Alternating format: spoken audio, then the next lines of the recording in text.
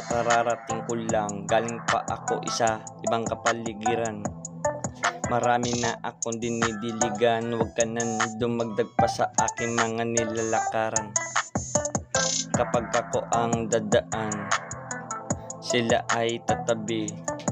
Para bang yung may mga atraso sa amin na sila Mako tsaka sila Toby. Okay na ina nilang dalawa.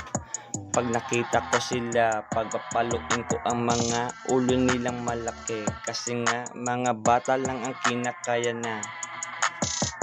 Ang laki ng katawan, di makagalaw. Tapos mang iista pa ka ng batang kawatan.